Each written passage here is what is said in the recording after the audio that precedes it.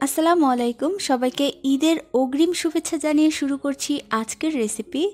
আজকে আমি আপনাদের সাথে গরুর মাংসের অনেক সহজ একটা রেসিপি শেয়ার করব, যেটা বানানো খুবই সহজ কিন্তু একটু ভিন্ন রকম আর স্বাদে ভীষণ মজার। চলুন তাহলে রেসিপিটি দেখে নেওয়া যাক। প্রথমেই আমি কড়াইতে অর্ধেক কাপ পরিমাণ তেল দিয়ে দিচ্ছি।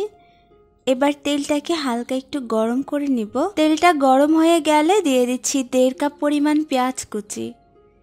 এইবার এই পেঁয়াজটাকে ভালো করে নেড়ে একটু নরম করে ভেজে নিতে হবে।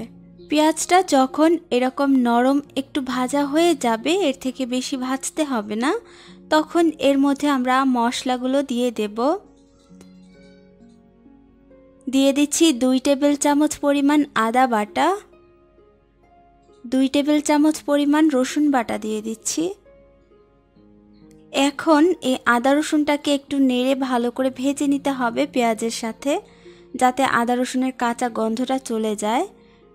এখন দিয়ে দিচ্ছি 1 টেবিল চামচ ধনিয়া গুঁড়া, 1 টেবিল চামচ জিরা গুঁড়া, একটুখানি পানি দিয়ে নিলাম যাতে লেগে না যায়। 1/2 টেবিল চামচ দিয়ে দিচ্ছি হলুদের গুঁড়া আর 2 টেবিল চামচ মরিচের গুঁড়া। ঝালটা আপনাদের পছন্দ মতো দিয়ে নেবেন। 1 টেবিল চামচ লবণ দিয়ে নিলাম, লবণটা পরে দেখে তারপর আবার দেওয়া যাবে। তো এইবার এই মশলাগুলোকে খুব ভালো করে একটু কষিয়ে নিতে হবে, যতক্ষণ না মশলা থেকে তেলটা ভেসে উঠছে বা ছেড়ে দিচ্ছে। অল্প আছে এখন মশলাগুলো কষাতে দিব।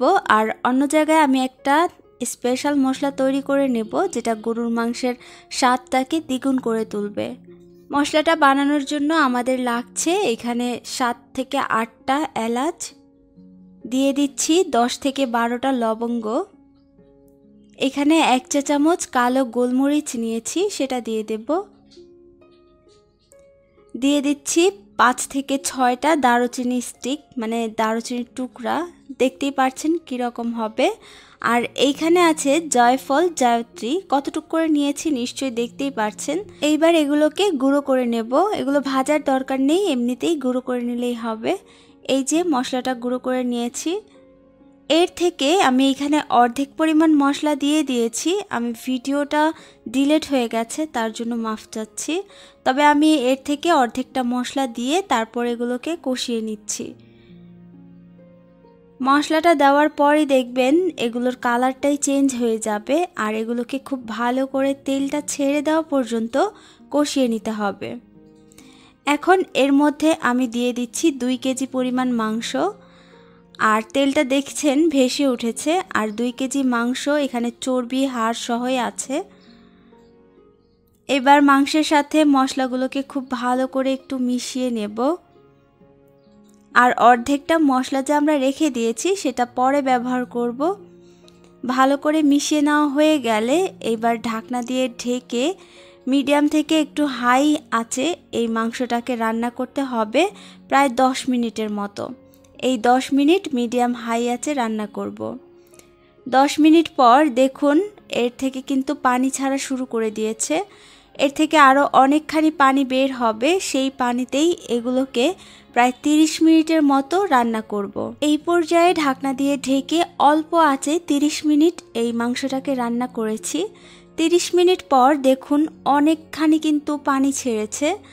আর মাংসের মধ্যে যদি আপনি পারেন যে পানি ছাড়া রান্না করতে, তাহলে কিন্তু মাংসের স্বাদ বেশি বেড়ে যায়। তবে যেহেতু এখানে অল্প মাংস, মাত্র 2 কেজি, তো এখান থেকে অতটা পানি ছাড়েনি, তার জন্য আমি এখানে গরম পানি দিয়ে দিচ্ছি প্রায় 4 কাপের মতো। এইখানে কিন্তু গরম পানিটাই ব্যবহার করতে হবে।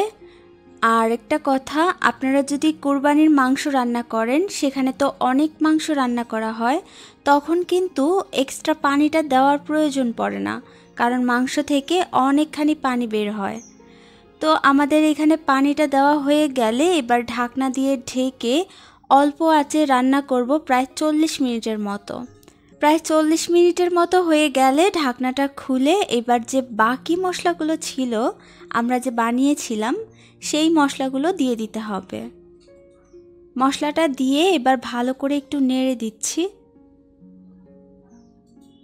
ভালো করে নেড়ে দিয়েছি। আর এই যে দেখতে পাচ্ছেন মাংসের উপরে কিন্তু অলরেডি তেল ছাড়া শুরু করে দিয়েছে।